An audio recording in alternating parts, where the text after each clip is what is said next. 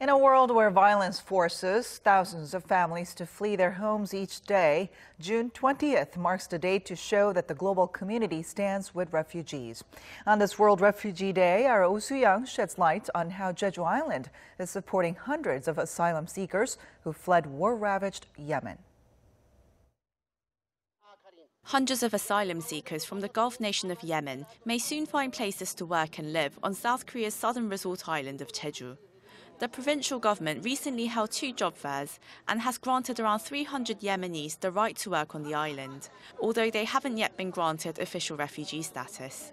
They're expected to find jobs in restaurants, fish farms and other fishing-related businesses.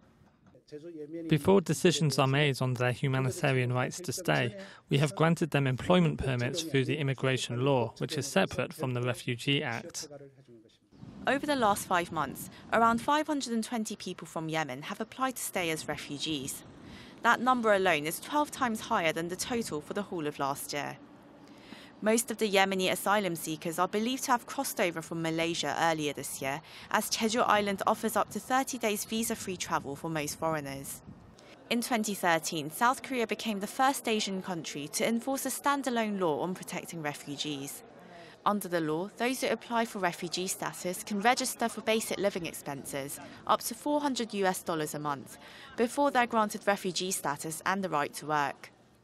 While there has been fierce opposition from some locals and civic groups over accepting such an influx of Yemenis, the National Human Rights Commission has urged the government to better support the asylum seekers.